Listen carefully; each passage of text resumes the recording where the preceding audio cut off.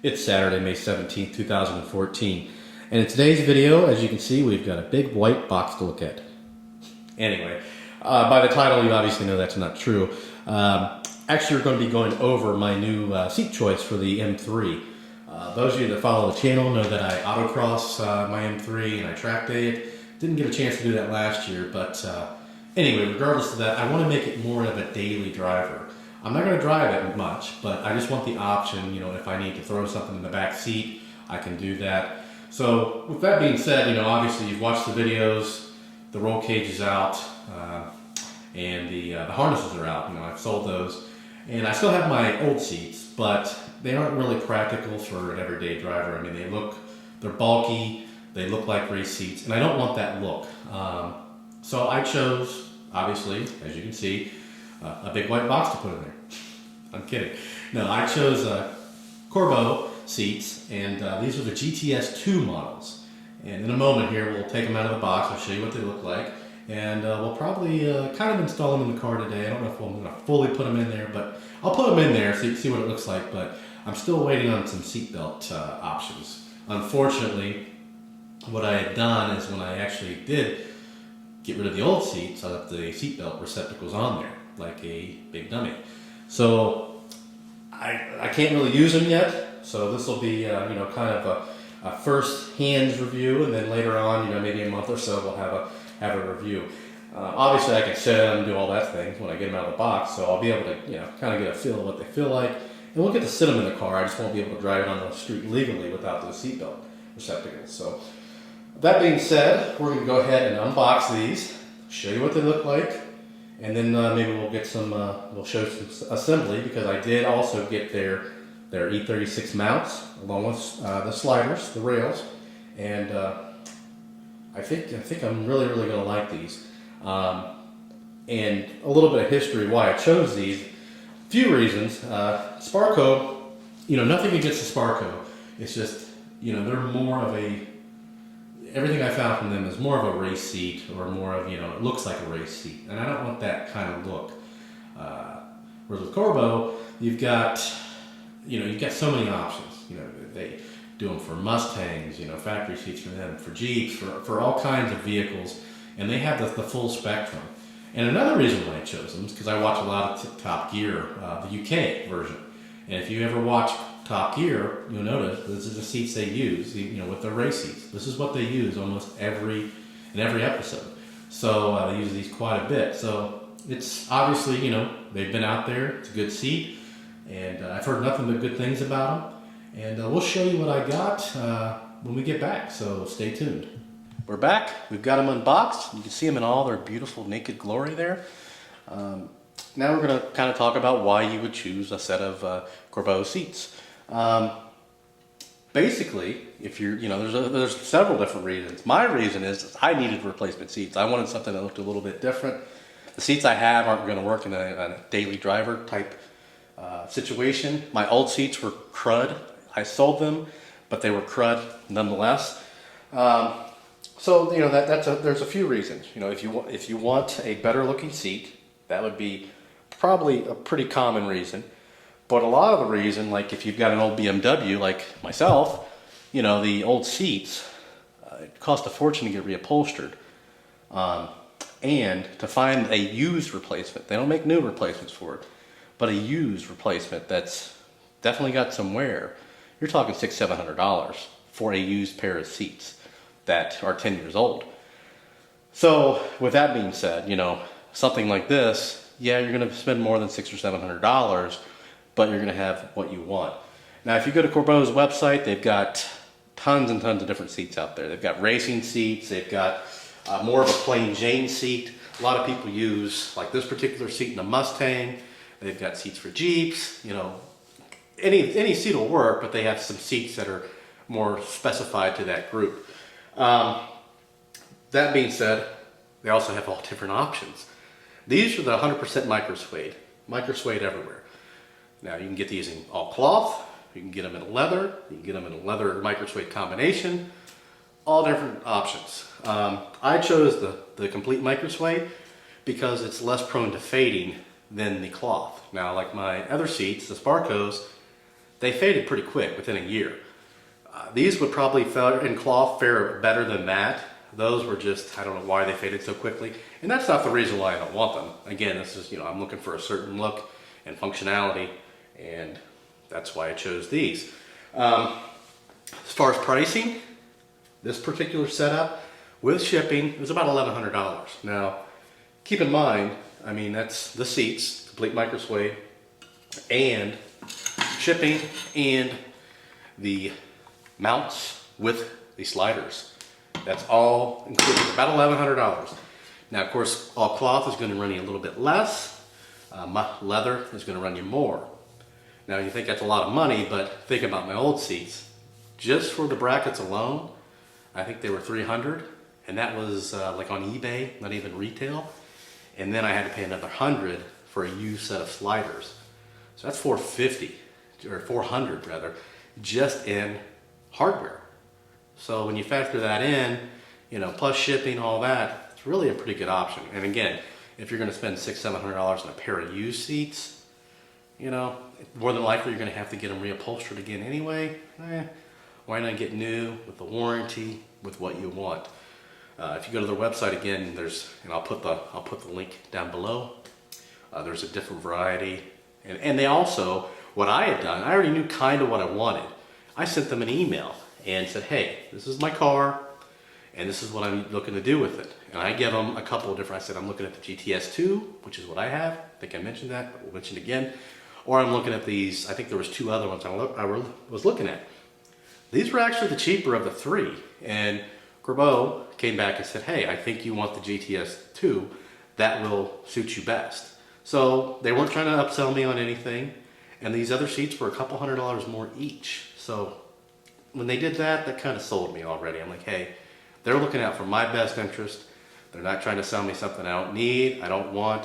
They're simply giving me what they think I want. And this is what I thought I wanted, but I just wanted to kind of make sure, because I told them the situation I was in with the Sparcos, how they were kind of bulky, looked too racy kind of seat, and I wanted something not completely stock looking, but a little bit more style, but not that racy look.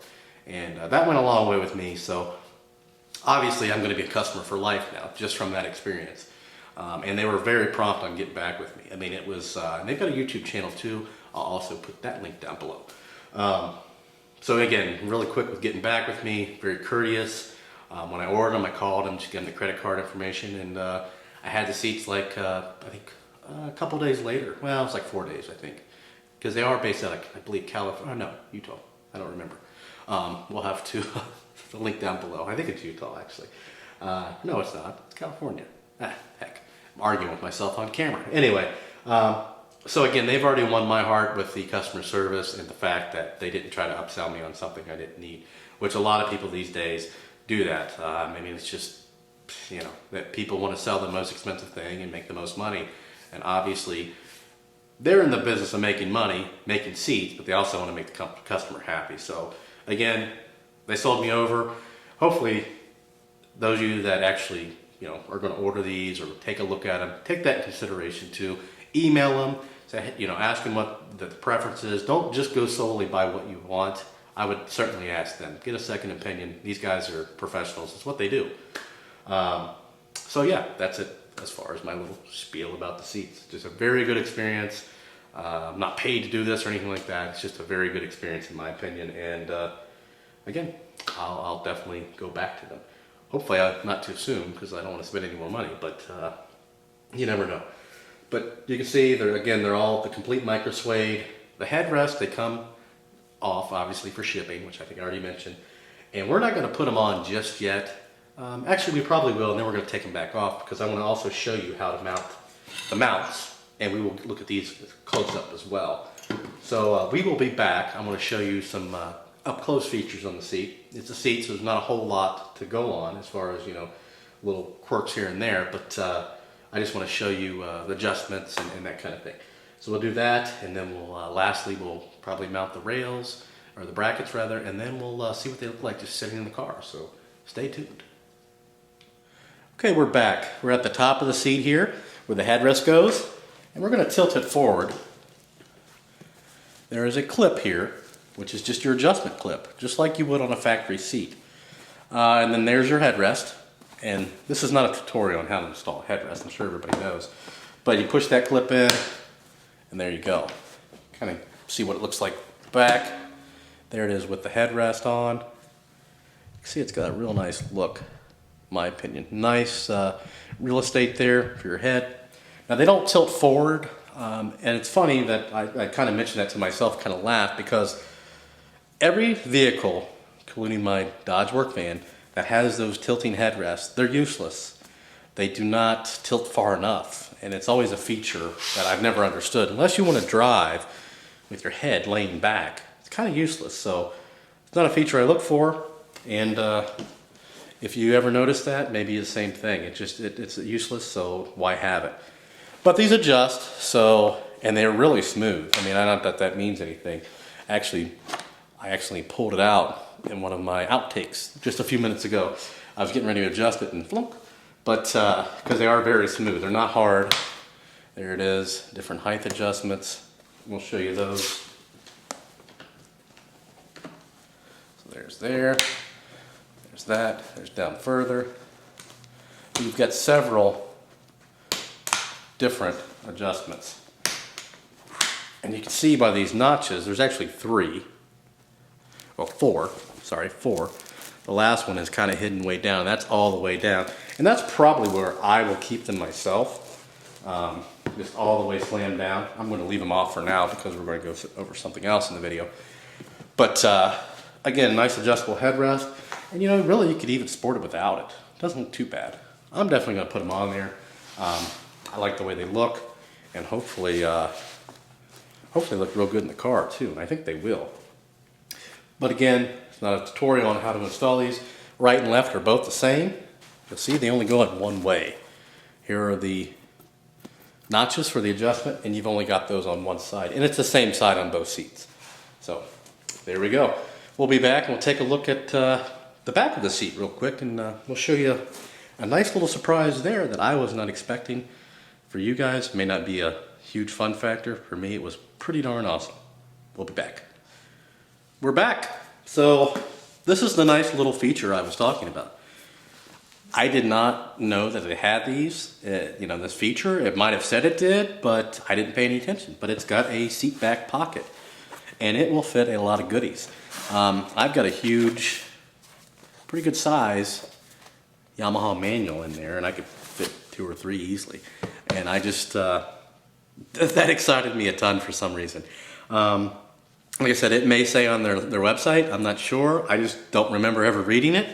But it was just a nice surprise just to have, my old M3 seats had that webbing and it was all sagging and everything like that. Well, you're not going to get that with this. I mean, it's like the perfect size. Some of them are real tight. You can't fit anything in there. They're useless. And some of them are too loose, like that BMW was, from just use and just, the material. Why would you make a seat back pocket out of webbing? Beyond me. But it was just a nice surprise. So that is the other feature I wanted to show you. And we're going to move the camera. We'll come back and we'll show you the reclining adjustment. So stay tuned. Okay, last, before we mount our rails, but certainly not least, we've got the reclining adjustment. Now these seats are sold in pairs. So this is obviously the passenger side seat. It's on my right hand side. Driver's side's on your left hand side. And they've got several different positions. Well, first they go all the way up, so if you've got a coupe like me, you can get everything in the back. Then they automatically lock to the highest position, like any normal factory seat. So you lift it up, you've got 1, 2, 3, actually, I think I skipped 1, 4, 5, 6, 7, 8, 9, 10, 11, 12, looks like 12 adjustments. So that's quite a bit. Probably about the same, probably no more than factory, but to give you an idea how far it lays back, it's not going to lay down all the way. Most factory seats, some of them have a total recline feature. And more than likely, I mean, unless you're sleeping in your car, you don't need that feature. but it's very comfortable, pretty far down. And so there's your reclining. Again, it looks like 12 adjustments. I haven't looked, maybe on the website it says that too. But in this angle here, you can really get an idea. Well, first you can see how beautiful that micro suede is. But you also get an idea of the side bolsters, how well, how deep they are. There's a lot of, you feel very secure in these seats. Again, this is my first time sitting in them. Obviously in the car they could feel a little different. I doubt it. Probably feel better actually. But you can see how thick those side bolsters are on the top and the knee or leg bolsters down there at the bottom. So they aren't just a flat seat, Again, it's factory kind of look, but a whole lot more. So that's what I was looking for. Exactly what I was looking for. It's what I thought I wanted. But again, they reassured me that it was what I wanted, and I think they hit the nail on the head. So enough about these beautiful seats for now. We're going to come back and we'll show you how to mount the rails and the sliders.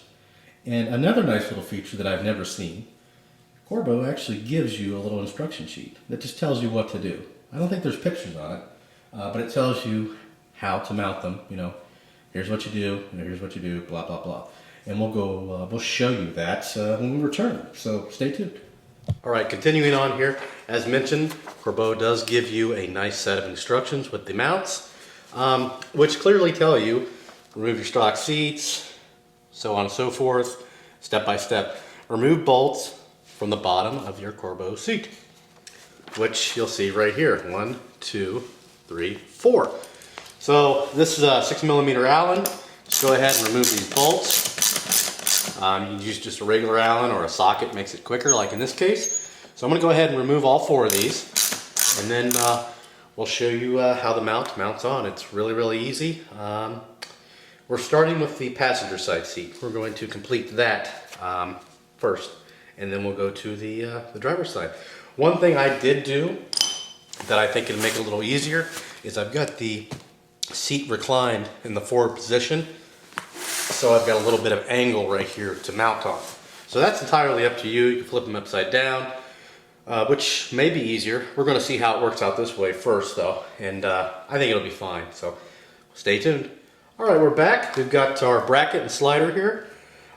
Again, I purchased these direct, so the bracket and the slider come as a assembly. They're already put together, already bolted. You don't have to worry about that. I know with the Sparcos I got, it didn't even include the hardware, so I had to go buy the hardware for the slider, and it wasn't connected, and it was a separate deal. So these are all one piece here. I mean, you can actually take these off, but they come assembled, which is really, really nice. Another thing, and I'll show you this a little bit later, is you've already got a provision in place for your seat belt, the buckle, the receiver end of it, which on some of the other ones, not to put Sparco down or anything, but it had a generic bracket that didn't really fit the application. And I actually took one of these out, put it in the car with a seatbelt bracket or a seatbelt buckle in place, and it fits perfect. So I'm really excited about that. Now I remember, if you remember, I mentioned at the beginning of the video I didn't have the seatbelt buckles, but I do have some now. Actually, in between making the last portion of the video, I forget what we did last, whatever it was, I actually got a call from a friend that had a friend that had some. So I went and picked those up, about an hour away, so it's about 10 o'clock at night. Now I'll show you how they mount in there, but I won't mount them tonight because I don't have the bolts to mount them into this bracket, which then, normally they come out of the car, but he didn't have those, so that's fine. And there's no hardware stores open this late. So, but I'll save that for tomorrow or the next day, and then I'll also show you what they look like in the car at that time. So I just want to show the assembly, what the seat looks like, and all that good stuff this evening, so you kind of get a feel for it. That way, we won't have too long of a video, even though it's went along pretty good right now. So, okay, again, as mentioned with the instructions, they tell you what to do, pretty much step by step. So the next thing is we're going to we got to move the rail all the way up or forward. So just like any other seat, you pull up on it, pull up on the bracket, and then we'll pull up on the rails to get them up as far. Well, you don't really have to have them all the way up, but I would, pretty close. And you'll see you got the top holes. Now in the instructions, you've got 2 other holes there. It says line up the 2 front holes. So we're going to go ahead and do that. And these are slotted, so you've got some adjustment there. So obviously they're slotted for a reason.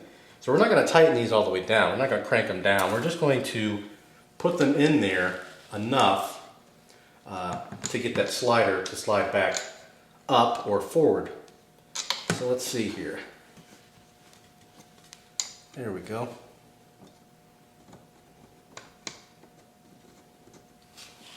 Got them started. We'll have to get them started a little bit more. And I would highly recommend getting the ratchet set, just of Allen, just to make your life easier. You could do this with a regular Allen, but I guess I'm taking the lazy way out. So I want to be able to still move them up and down. There we go. So I can still move them. Because they are slotted, so I don't know exactly where they're going to need to be. Because typically, the sliders are pretty much universal. It's the bracket that's custom to the car. Alright. So there. Now we're going to want to pull this up and push the slider and rail up all the way. So that's moving the seat back all the way. And then we'll want to line up our bottom holes. And they go in the very bottom, they should. Yeah, the 2 rear holes. So, go ahead and get those started.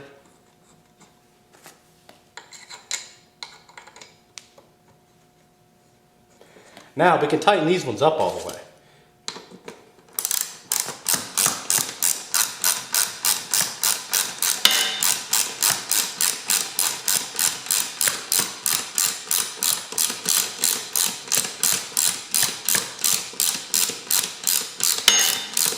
So I'm going to tighten these up, and then we'll be back and we'll show you, well, this is what they look like on the bottom. We'll show you the seat sitting down. I'm going to show you this, seat belt bracket, so stay tuned. We're back, and one last thing before we show you the seats fully assembled. I wanted to show you this little seat belt buckle bracket. It's one of those things that you don't think of. It's just kind of small, but to me it's actually it's awesome. I mean, it sounds silly, but it's awesome. This is a stock E36 belt buckle, or receiver, or whatever you want to call it, belt tensioner, whatever you want to, call it whatever you will, buckle, You can see there are 2 holes here. This one is obviously where your bolt goes through. This one is just where there's a guide on the factory seats. Well, if you notice on the bracket here, you have the guide, you have the hole. So there's no fiddling around trying to make stuff work. You simply put it in there, put your screw in, you're done. End of story. Nothing to worry about. It fits. Life is good.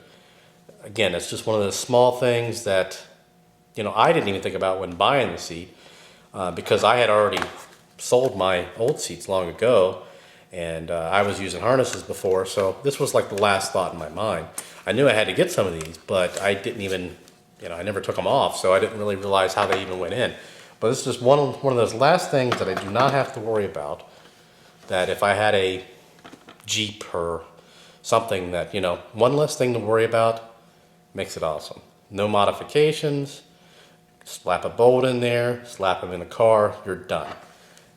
And we'll show you what they fully look like outside of the car here in a bit. And then tomorrow, to bolt them in the car, maybe I'll show you that, but it's going to be kind of hard to get lighting in there. There's 4 bolts. I mean, it's going to depend on the vehicle. Most of them are 4. I think all of them are pretty much. But in a BMW E36 series, there's 2 up front and 2 in the back. And that's, once you get them assembled here, you slap them in the car, put those in.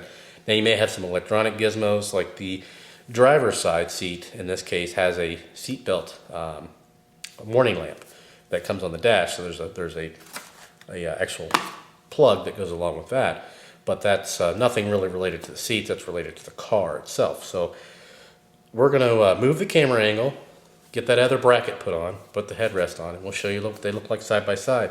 One last thing to kind of leave you with before we go to that last part of the video is, remember, whatever side your bracket, seatbelt bracket's going to go on, your belt buckle bracket, the adjuster for your, back and forth, your recline, is going to be on the opposite side. So obviously this is a passenger side seat. The buckle's on the inside. This is going towards the center column or console, and then the adjuster, the recline adjuster, is on the opposite side towards the outside of the car, facing the door. So don't put them on backwards. It depends on the bracket, but like this one is pretty obvious. This is the belt buckle side. Don't put this on the other side, otherwise you're not going to be able to mount your belt buckles, and your seats will be off center. And we'll show you that in the last video, because these are pushed in towards the center console. Some, like a Jeep, will probably be just straight up and down on the offset from the seat to the bracket. So we'll go ahead and get that other one put on, and then we'll be right back, and we'll wrap this one up. So we'll see you in a bit. All right, to wrap this video up, we've got the final assembly done here. Wanted to show you kind of the offset. So if you're looking at this seat right here, this is the passenger seat. See how you see the bracket over there, but it's under the seat over here. So that's to move the seats more center line with the dash. So the big problem I had also with my other seat, that from the other manufacturer, let's say, is the driver's seat was not over far enough to the center console, and it's the proper bracket. It just was not over far enough. So I was basically closer to the door, and it was causing the center, the steering wheel not to be the center of my chest, which they're not going to be exactly center no matter what you do, but it was pretty bad. So with this, I can already see how you can see on this side, there's no bracket, because that's the driver's side, so the bracket's sticking out on the left-hand side there. Well, if you're sitting in the car, right-hand side of the video, so the bracket's over there. Same with this one, you can't see it on the inside, but you can see it on the outside, sticking out over there. So I think they look good. I can't wait to get them in the car. Probably put them in the car tomorrow. I'm gonna have to stop by Ace or some hardware store to get some grade A bolts to put those seat belts in, the receptacles. So, and then we'll be done. Still not done with the car completely. I've got some more interior stuff I want to do to it, but we'll be done with the seat portion, and I can move on and be happy. I just really can't wait to get these bad boys in there. I think they look great. That micro suede is freaking awesome looking. I don't know how well it's shown on the video, but it looks pretty sweet. I'm glad I went with that. Again, email them, call them. I'll put the links below, just like what I did. Said, hey, this is what I'm looking for. And then I also asked, the important question, hey, the micro suede, is it going to resist the, fading? Because all cloth seats will fade, no matter what. They just fade. It's just how they are. It's better with black. If you have grays or something like that, maybe not so much, but the black, even in factory seats, seem to fade. And they told me, if you don't want them to fade at all, get the micro suede. And I'm glad I did. They just look great. If you're going to have your car garaged, then it's probably not going to matter. My car usually sits out in front of the third bay. Should be garaged, but I got another project going on here. But still, I don't really like the feel of leather. I love the feel of these, so I didn't go with the leather. I'm just not a leather kind of guy. Every car I've ever had, I've swapped out the leather pretty much for something else. Every BMW at least. It's just a personal preference. I like the look of leather. I've never liked the feel of leather. That's just one of those things. A lot of people love leather. Leather, the nice thing about leather is, you don't have to worry about stains or any of that. Now these, being micro suede, they probably will stain. Same with the cloth. But they're beautiful. I don't plan on eating Wendy's or anything in there or drinking soda, so shouldn't have any problems there. But again, you can kind of see the side bolsters, a lot of good support there. I think they're going to be an excellent daily driver / autocross seat. Now they do make another version somewhat similar to these. No bolsters really, or very little, and they're more of a, they're quite a bit cheaper. It looks like a pretty good seat as well. So that's going to wrap it up for this one. Hopefully tomorrow we'll get these bad boys mounted in the daylight and see what they look like in the car. I think they're going to look great. And I'll show you how to, well, there's really nothing to mount them, but I'll show you maybe some tricks to put them in the car a little bit easier. One of those tricks will be definitely taking off the headrest. So that's it. We're going to wrap it up. It's about 11 o'clock at night, so got to get some rest. Got a show that I'm going to tomorrow morning. If you have any questions or comments, post those below. Subscribe, and thanks for watching.